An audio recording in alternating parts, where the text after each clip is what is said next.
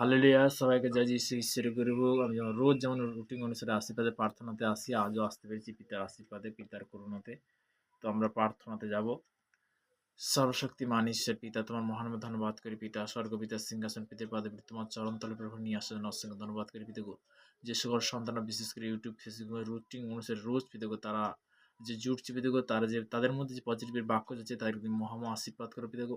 পিতা গো সর্বদা বিশেষ করে পিতা গো যে সকল সন্তানরা দেশ বিদেশের মধ্যে গভর্নমেন্ট মধ্যে কাজের মধ্যে রয়েছে তাদের জন্য প্রার্থনা করছি, তাদেরকে ব্লাড সুগার করবে, তাদেরকে তুমি সুরক্ষিত রাখো পিতা গো।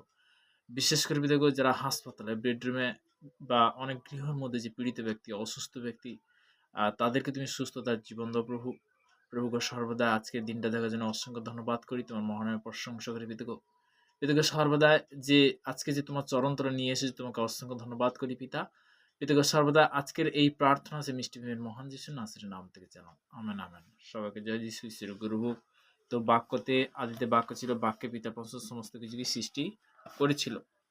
আদিতে বাক্য ছিল, বাক্যে পিতা পরমেশ্বর বলতে কি সমস্ত কিছুকে সৃষ্টি করেছিল, তাই না? তো তেমনি যিশায়া তার 65 অধ্যায়ে আমরা পিতার বাক্যতে যাব। এখানে প্রভুর বচন কি বলছে সেই বাক্য থেকে আমরা আজকে শিখবো এবং কি জানতে পারবো, তাই না? যাহারা জিজ্ঞাসা করে নাই, এখানে বলছে যাহারা জিজ্ঞাসা করে নাই আমি তাহাদিওকে আমার অনুসন্ধান করিতে দিয়েছি।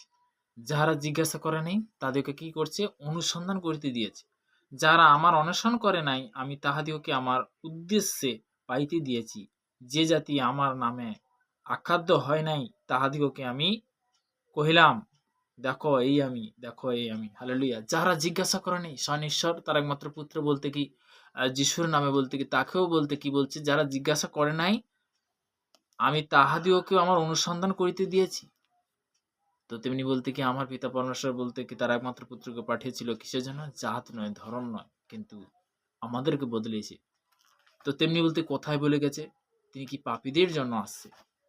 তো সর্বদাই পিতার বাক্য দ্বারা বলতে কি মথিলিখিত সুসমাচার তার 9 অধ্যায়, আমি আজকের বাক্যটা শেয়ার করবো। 9 অধ্যায় 10 থেকে 13 পদ পর্যন্ত। 9 অধ্যায় 10 থেকে 13 পদ পর্যন্ত মথি লিখিত সুসমাচার। মথি। পরে তিনি গৃহের মধ্যে ভোজন করিতে বসিয়াছেন, আর দেখে অনেক করগ্রহী পাপী আসিয়া যীশু এবং তাহার সহিত শিষ্যদের সহিত বসিল। তাহা দেখিয়া ফরিসীরা তাহার শিষ্যদিগকে কহিল, তোমাদের গুরু কি জন্য করগ্রহী ও পাপীদের সহিত ভোজন করে? তাহা শুনিয়া তিনি কহিলেন, সুস্থ লোকেদের চিকিৎসকের প্রয়োজন নেই, বরং পীড়িতদের প্রয়োজন আছে। কিন্তু তোমরা গিয়া শিক্ষা করো এই বচনের মর্ম কি? আমি দয়া চাই, বলিদান নয়। হালেলুয়া!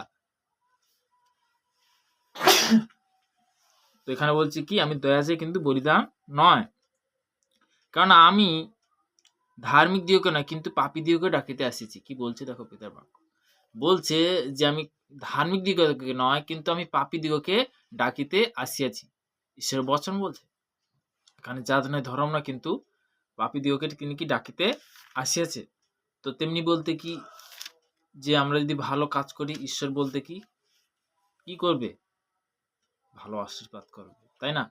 তো তেমনি বলতে কি যে আমরা বাক্য থেকে আজকে জানলাম যে ঈশ্বরের আজকে সেবার যে বলতে কি সুযোগ করে দিয়েছে, পিতাকে অসংখ্য ধন্যবাদ করি পিতা যে সেবা করার জন্য। তো তেমনি বলতে কি যে আজকের যে সুযোগ করে দিয়েছে অসংখ্য ধন্যবাদ করি পিতা পরমেশ্বরের ধন্যবাদ হোক। তো তেমনি বলতে আমি বাক্যতে যাব। তো মথিলিখিত সুসমাচার তার 6 অধ্যায় 19 পদে 19 পর্যন্ত আমি শেয়ার করছি। তো প্রথমে আছে স্বর্গের ধন সঞ্চয় করিবার কথা। তোমরা পৃথিবীতে আপনাদের জন্য ধন সঞ্চয় করিও না, সেখানে তো কীটে ও মরচা ক্ষয় করে এবং এখানে চোরের সিদ্ধি কেটে চুরি করে।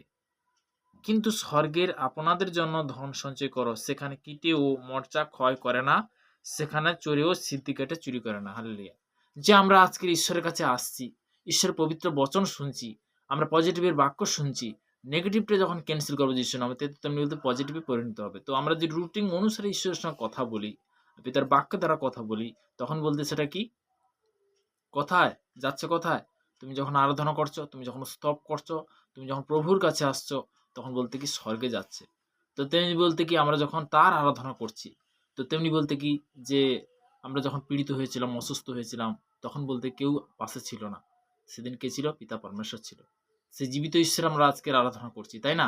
তো তেমনি যিশুর নামেতে বলতে কি, বাবা কথা বলছে, অন্ধ দেখছে, ল্যাংড়া চলছে, ক্যান্সার ভালো হচ্ছে, প্যারালাইসিস ভালো হচ্ছে। তো তেমনি বলতে কি, যিশু বলে গেছে, তো তেমনি বলতে কি, যে তাহাকে বিশ্বাস করে সে অনন্ত জীবন পায়। তো তেমনি প্রভুর বচন দ্বারা বলতে কি ২য় বংশোদ্ধারিকা ৭ অধ্যায় ১৪ পদে প্রভুর বচন ওখানে কি বলছে? আমার প্রজারা যাহার নাম করিতেছে তাদের নম্র হয়ে প্রার্থনা করে এবং আপনাদের কুপদ্রবে ফিরে আমি স্বর্গদূত তা শুনবো, তাদের পাপ ক্ষমা করব। তখনই কিন্তু পাপ ক্ষমা করবে। তো হালেলুইয়া! আমার বিশ্বাস যাদের মধ্যে পজিটিভের বাক্য যাচ্ছে, যাদের মধ্যে আশীর্বাদের বার্তা, আশীর্বাদের যার রুটিন অনুসারে আছে, প্রত্যেকটা সন্তানের জন্য প্রার্থনাতে যাব। সর্বশক্তিমান ঈশ্বর পিতা, তোমার মহান নামে ধন্যবাদ করি পিতা গো, আজকের এই সুন্দর বার্তা, সুন্দর আশীর্বাদের প্রার্থনা দেওয়ার জন্য অসংখ্য ধন্যবাদ করি পিতা। মহান নামে প্রশংসা করি, কেন তুমি প্রশংসা পাওয়ার যোগ্য প্রভু। প্রভুকে সর্বদা প্রত্যেকটা সন্তানকে পিতাকে চলাপথে বলপথে তুমি কন্ট্রোল করো, তুমি সেই পথ দেখো, তুমি সেই রাস্তা হবে পিতাকে। ভারতবর্ষের বিভিন্ন প্রান্তের দেশ বিদেশের মধ্যে যারা গভর্নমেন্টের মধ্যে কাজের মধ্যে যে পিতাকে প্রত্যেকটা সন্তানকে বর্ষ করবে, তাকে সুরক্ষিত রাখবে পিতাকে। যে বিশেষ করে ভারতবর্ষের যে ইন্ডিয়ান সৈনিক পিতাকে, তারা যে বিশেষ করে বিভিন্ন জায়গায় বিভিন্ন স্থানে পিতাকে, তারা যে দেশের জন্য পিতাকে তারা ডিউটি করছে, সেবা করছে পিতাকে, বিভিন্ন কাজ থেকে পিতাকে প্রত্যেকটা সন্তানকে তুমি মহামহা আশীর্বাদ করো, তাদের তুমি কৃপা করো পিতা। পিতাকে সর্বদা চলার পথে বলার পথে পিতাকে আজকের বিশেষ করে পিতাকে যে তুমি সর্বদাই তো উপস্থিত থেকে তুমি তোমার কার্য পরিচালনা করলে তোমাকে অসংখ্য ধন্যবাদ করি পিতাগো। এর প্রার্থনা মিষ্টি প্রেমের মহান যিশু নাসরির নাম থেকে চালাম, আমেন। সবাইকে জয় যিশু, ঈশ্বরের গৌরব।